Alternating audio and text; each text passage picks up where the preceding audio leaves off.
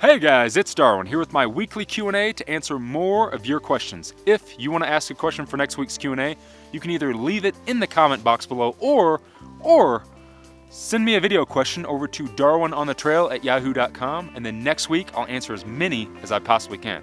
Alright, so you guys know how this goes. Let's go ahead and get into this week's first question. Have you ever had any bear or mountain lion encounters when on the trail? So I think that I've answered this in the past. I've never seen a mountain lion out on the trail, and from what I hear, that's usually the case. If you see a mountain lion, it's like too late. But bears I've seen a ton of, especially on the AT. Strangely enough, we went all the way through the Smoky Mountains and the entire Blue Ridge Mountains, and I never saw a bear, a place where you think that you would see a bear. We saw the most bears on the Appalachian Trail in New Jersey and New York. When we crossed into New Jersey, there were bears everywhere. I think within like 2 days, we saw like 6 of them. And I've never really had like a dangerous encounter or anything, never had one come into my camp, mess around my food bag or anything like that. We've just seen them out on the trail. And with black bears, they're usually more scared of you than you are of them. A lot of times when you're hiking through the woods, you'll never actually see the bear, you'll just hear it taking off and crashing through a bunch of trees and bush and stuff. Aside from that, I've seen elk, I've seen moose, I've actually seen bison out on the trail just north of the Grand Canyon, which was really cool. But I've never seen a mountain lion. Well, not yet. Hey Darwin, Jeff here from Bend, Oregon. Just wondering what your thoughts are on the down versus synthetic in either a sleeping bag or a quilt or jacket. The plus and minuses, things like weight, price, temperature rating, if you get wet, maintenance, longevity of a product, kind of what your thoughts are, and maybe your experiences with both. So that's actually a really good question, and one that I've been dabbling with a little bit lately. So I've always been more of a down person, whether it's a down jacket, a down quilt. I use down socks when I sleep at night just to keep my feet warm. But lately I've been messing around with some synthetic stuff. If you saw my review of it, I recently picked up an Enlightened Equipment Torrid Apex synthetic jacket, and that has become my go-to jacket for the trail. Now, right now I am wearing a Mount Hardwear down jacket, and this is the jacket that I usually just wear like around town and everyday out and about life, but on the trail I use that synthetic jacket.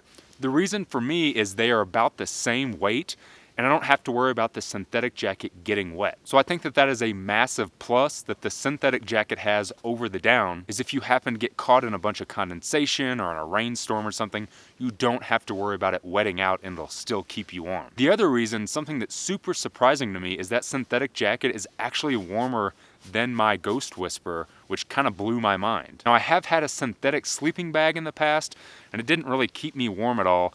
Down has always kept me a lot warmer at night when I'm sleeping, so that is a switch that I still haven't made yet. And as far as price, I don't know if there's really been much of a price difference lately. They've gotten synthetic really, really good, so obviously the price has jacked up about to the same price as what down is. So I don't think it's a price thing. I think it really just comes down to what application you're going to be applying it to. So if you're hiking in a really, really damp place like the Pacific Northwest, or maybe out on the Appalachian Trail like in the spring whenever there's a lot of rain, synthetic might be a better choice for you. So I totally think that it's a preference thing, but right now I'm kind of both ways with it. I like synthetic for some things and I like down for others. How do you store your camping gear in your trailer or when you were living in a normal house? So when we were in a normal house, I kind of had what everybody had. Down in the basement, I just kind of had a big rack, a big shelf, and that's where I kept all my gear on. Each shelf kind of had a specific section to it. I had kind of a sleeping gear section, I had a cooking gear section, and I just kind of threw it on the shelf. Now that we are living out of a 5x8 cargo trailer, I actually keep all of our gear in our van. Now our van doesn't have any seats in it anymore. In the back, we've taken the bench seat out and the 2 middle seats, so we have a big Rubbermaid container, and that's where I keep about 80% of my gear. We also have a top box on top of our van, and then I store a lot of stuff in that too, some bigger items like our packs. I have no special way of storing anything. The only thing that I take a little bit of extra care with are my down quilts. I will take those out of the stuff sack, put them in the bigger kind of breathable sack, and then put those in that Rubbermaid box. And that's it. That's the only place I really store gear. It's either in my Rubbermaid box in the back of the van or it's in my top box. Do you or have you ever carried a firearm with you while on the trail? No. I've never carried a gun with me. I've said it in a previous video. I personally don't think a gun is necessary when doing something like a long distance hike on the Appalachian Trail, the Continental Divide Trail, the Pacific Crest Trail, AZT, any of like the lower 48 long distance trails. I don't think that you need a gun. I've never been in a situation, and I don't personally know anyone else that's ever been in a situation where they've ever needed a gun on the trail.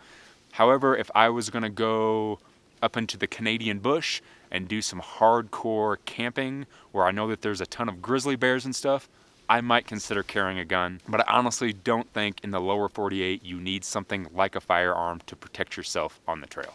Did you need a lot of ibuprofen during your AT through hike? What do you think, at which point is it better to take a rest than to push miles on vitamin I? That's a pretty debatable question. I personally did take quite a bit of ibuprofen during my through hike of the AT in 2015. For me, I've always had a little bit of a knee problem. I've messed up my knees in the past. So yeah, I took ibuprofen. Is it a good thing to mask pain while on the trail? No. Just because I did take a lot of ibuprofen, I wouldn't necessarily suggest people taking a lot of ibuprofen. It does help, but in the long run, it can hurt you quite a bit. It can definitely mess up the lining of your stomach, and then obviously, eventually you just become immune to it, so you just keep taking more and more, and it messes you up more and more. Now, what I like to do when I'm out on the trail, and if I am taking it, is I cycle on and off of it. So I might take a few days and take ibuprofen if I'm having a little bit of pain in my knee or something, and then after that, I won't use it because I don't want to take too much of it and overload my system and mess up my stomach or something. Hey Darwin, my name is Brian from Mesa, Arizona. Glad to hear that you hit some of our Arizona trails recently.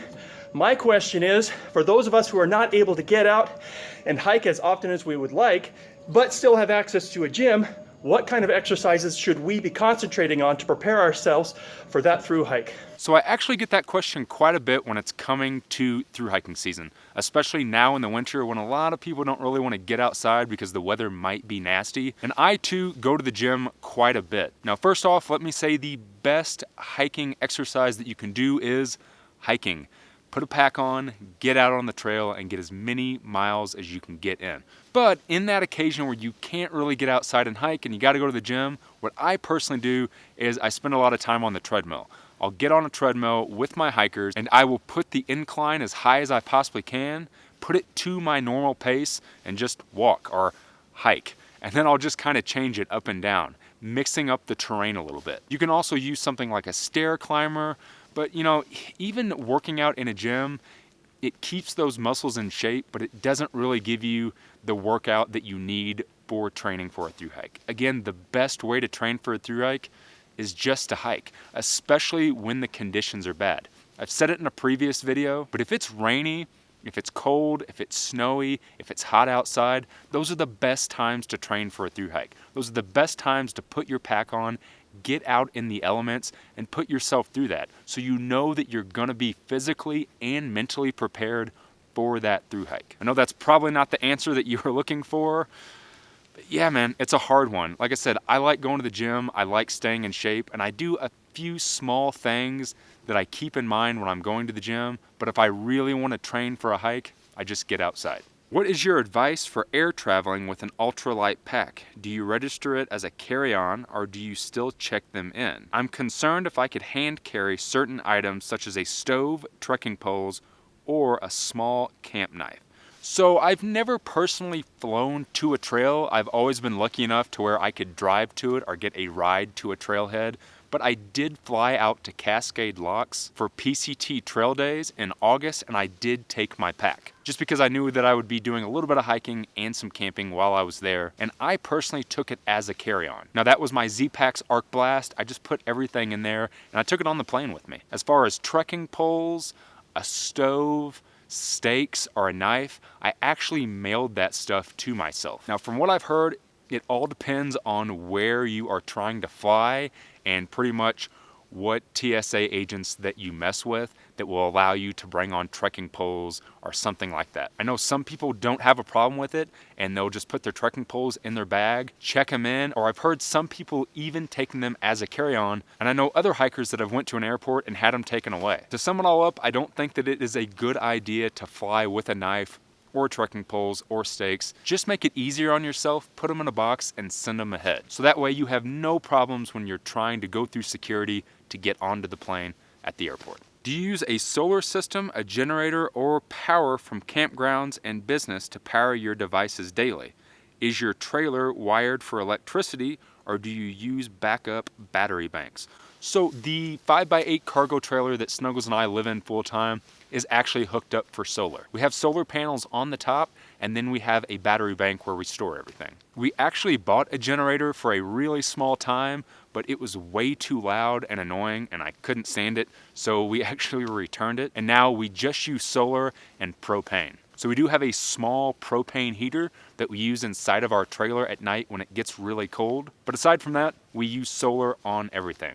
All right guys, last questions of the week. You mentioned getting a permit for the PCT. The thought never occurred to me, how many of the major trails require permits? Does the AT require them anywhere? I have hiked everything on the AT from Delaware Water Gap to the foot of Mount Washington, plus about 100 miles in Maine, and never needed any. And can you elaborate on how the permit system is enforced on the PCT and specifically the JMT, i.e., how do they prevent anyone from just walking onto the trail? So, a lot of questions about permits on trails. Number one, yes, you do have to have a permit for the PCT. Now, the reason they did a permit system is they wanted to help with Leave No Trace. There are so many hikers every year that want to do the major trails, and the PCT Association was one of the first that decided to step in and start a permit system to lower the effect that hikers have on the trail at one time. So on the PCT, they only issue 50 permits per day for the hiking season. Now what this does is it says that there's only going to be 50 hikers starting in one day at one time. So you don't have a day where there's like 100 people trying to start from the same point at the same time. Imagine being out on a trail and 100 hikers in a single file line walking down the trail at one time. Not only would it be annoying and just awful, but it would also put a huge impact on the environment. And that is what they're trying to eliminate. Now, to me, 50 people is still a ton of people to think about starting the trail at one time, but it's definitely better than 100 people. Now, they also do this on the John Muir Trail, or the JMT, for the exact same reason. They don't want a ton of people out hiking the trail at one time. And it's always been a ton of controversy that it's our trail and we should be able to go out and do it whenever we want to, but you got to think about the effect that it puts on nature. Now, as far as the major trails go, the PCT and the JMT, as far as I know, are the only required permit system trails. In 2015, the Appalachian Trail started a voluntary permit system where you could choose to sign up or not, but it is not required on the trail. And again, the reason they did it is because there were so many people hiking the trail at one time. It's just become overcrowded. A good example is in 2015, Snuggles and I stopped at the first shelter on the trail, and the shelter was built for 8 people. There were like 35 people at that shelter that night, crowded into the shelter, camped outside. There was a ton of people. And that was the first year that they started the voluntary permit system. Now, I personally think that eventually they will start a mandatory permit system for the AT, and I hope that they do. Again, I know that's huge controversy, and there's a lot of people that really makes mad and gets upset about, but it's just fair to the environment and it's fair to other hikers. Now, to the second question, how do they regulate that? That's kind of the gray area. They put those permit systems in effect, but obviously there's not going to be someone out on the trail at all hours checking to make sure that you have a permit. However, there are ridge runners out on the PCT and the JMT, especially in the national parks, that will ask you for your permit. And if you're caught without having a permit to thru hike the trail, you get a pretty hefty fine.